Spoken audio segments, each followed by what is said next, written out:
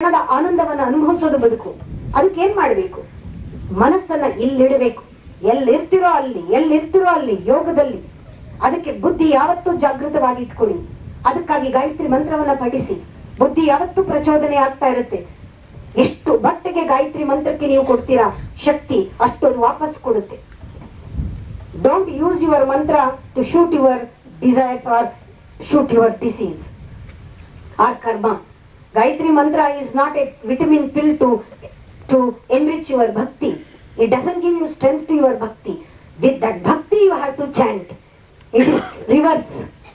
ಭಕ್ತಿ ನಿಮ್ಮ ಒಳಗೆ ಇದೆ. ಆ ಭಕ್ತಿಯಿಂದ ಮನಸ್ಸು ಕೊಟ್ಟು ಓಂ ಭೂ ಅಂತ ಹೇಳಿದಾಗ ಏನೋ ಒಂದು ಅನುಭವ ಆಗುತ್ತೆ. ದಟ್ ಅನುಭವ tomorrow it deepens inside. It goes inside. The vibration changes. Something happens to you. You are not the same again. Every day you are new. You are changing. The transformation is happening. The animal is dying inside. Rakshasa is dying inside. The Daivatva is coming out. ಇದು ಈ change ಯಾರು ಮಾಡಕ್ ಸಾಧ್ಯ? ಬ್ರಹ್ಮ ಮಾಡಿದ್ರು ಸಾಧ್ಯ ಇಲ್ಲ. Your commitment. ಅದಕ್ಕಾಗಿ ನಿಮ್ಮ ಜೀವನಕ್ಕೆ ದಿಕ್ಕು ತೋರಿಸುವಂತಹ ಸಂಕಲ್ಪ ತಗೊಳ್ಳಿ. ನಿಮ್ಮ ಜೀವನಕ್ಕೆ ಡೈರೆಕ್ಷನ್ ಕೊಡುವಂತಹ ಸಂಕಲ್ಪ ತಗೊಳ್ಳಿ. The ಸಂಕಲ್ಪ guides your life. It brings your life force out. ನನ್ನ ಹತ್ರ ಬಂದು ಕೆಲವರು ಹೇಳ್ತಾರೆ, ನನಗೆ ಸುಸ್ತಾ ಹೋಗಿದೆ, ಕೆಲಸ ಮಾಡಿ ಸಾಕಾಗಿದೆ, ನನಗೆ ಇಷ್ಟೇ ಕೆಲಸ, ಇನ್ ಲಿಮಿಟ್ ಇಷ್ಟೇ, ನನ್ನ ಕೈಲಿ ಆಗಲ್ಲ ಅಂತ.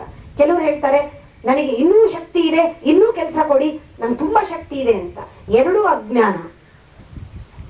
ನನಗೆ ಶಕ್ತಿನೇ ಇಲ್ಲ ಅನ್ನೋರ ಹತ್ರ ಏನು ಮಾಡಕ್ಕಾಗಲ್ಲ. ನಂಗೆ ಇನ್ನೂ ಕೆಲಸ ಕೊಡಿ, ನನಗೆ ಶಕ್ತಿ ಇದೆ ಅಂತ ಯಾಕಂದ್ರೆ ಹೇಳ್ತಾ ಇದ್ರೆ, ಅಂಥವ್ರನ್ನ ಸ್ವಲ್ಪ ನಾವೊಂದು ಲೀಪ್ ಕೊಡ್ಬೋದು, ಜಂಪ್ ಕೊಡ್ಬೋದು.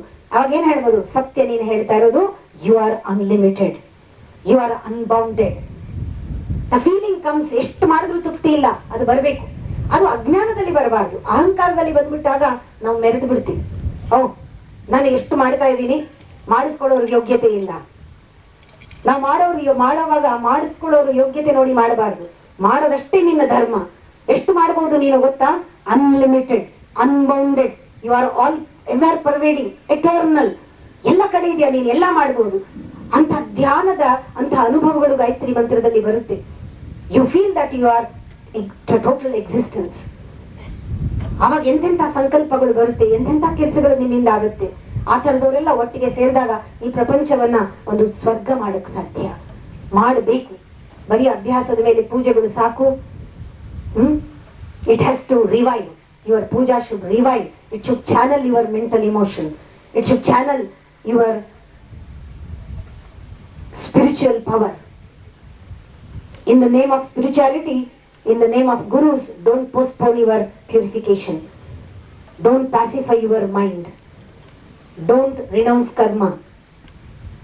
Only when you involve in karma, only when you involve in your vyavahara, in your samsara, then only you can understand your mind. You can, a self-awakening another, only when you involve your mind, you can see the nature of your mind and the different dimensions of the mind. ಮನಸ್ಸು ಕೆಲಸ ಮಾಡದೇ ಇದ್ರೆ dull ಆಗುತ್ತೆ. ಕೆಲಸ ಬಿಟ್ಟು ಸನ್ಯಾಸ ತಗೋಬೇಡಿ. ದೇಶ ಬಿಟ್ಟು ದೇಶ ಹೋಗೋದು ಸನ್ಯಾಸಿ ಅಲ್ಲ. ಸನ್ಯಾಸಿ lives 100%. ಸನ್ಯಾಸಿ lives totally. He enjoys life. Enjoying life totally is ಸನ್ಯಾಸ. ಈ ಸನ್ಯಾಸವನ್ನು ಅಭ್ಯಾಸ ಮಾಡಿ. ಇದು ಗಾಯತ್ರಿ ಮಂತ್ರದಿಂದ ಸಿಗುವಂತಹ ಸನ್ಯಾಸ. ಇದು ಆಯಾ ಕಾಲಕ್ಕೆ ಮನೋಧರ್ಮಕ್ಕೆ ಸರಿಯಾಗಿ ಮನುಷ್ಯನ ಮೇಲೆ ಪರಿಣಾಮ ಬೀರಿ ಪ್ರಕೃತಿಗೆ ಅನುಗುಣವಾಗಿ ಮನುಷ್ಯನ ಸ್ವಭಾವವನ್ನ ತಿದ್ದುತ್ತಾ ಬದುಕಿಸ್ತಾ ಬರುತ್ತೆ. ಅಂತಹ ಮಂತ್ರವನ್ನ ಹಿಡೀರಿ, ಜಪ ಮಾಡಿ. ನಿಮ್ಗೆ ಇದರಲ್ಲಿ ಏನಾದ್ರೂ ಸಾಧನೆಯಲ್ಲಿ ನನ್ನ ಸಹಾಯ ಬೇಕಂದ್ರೆ ಖಂಡಿತವಾಗ್ಲೂ ನಿಮ್ಮ ಸ್ಕೂಲ್ ಇದೆ. ಅದು ಬೆಂಗಳೂರಿನಲ್ಲಿ ಹತ್ರ ಕೆಂಗೇರಿನಲ್ಲಿ ಸ್ಕೂಲ್ ಟು ಅನ್ಲರ್ನ್. ಇಲ್ಲಿ ಬರ್ಬೇಕಾದ್ರೆ ಕಲ್ತಿದ್ದೆಲ್ಲ ಬಿಟ್ಟು ಬಂದ್ರೆ ಮಾತ್ರ ಕಲಿಯೋದಕ್ಕೆ ಸಾಧ್ಯ. ಮಗುವಾಗಿ ಅಮ್ಮನ ಹತ್ರ ಬಂದು ಕಲಿಯೋ ಜಾಗ ಇಲ್ಲಿ ವ್ಯಾಸ ವೇದ ಪೀಠ ಅಂತ ಹೇಳಿ ಋಷಿಗಳ ಸಂಸ್ಕೃತಿ ಏನಿದೆ ಅದು ಎಷ್ಟು ಸುಲಭವಾಗಿದೆ. ಅದು ಸಂಸ್ಕೃತಿ ಋಷಿ ಧ್ಯಾನ ಕೊಟ್ಟದ್ದು ಇನ್ನೋಸೆಂಟ್ ಮೈಂಡ್.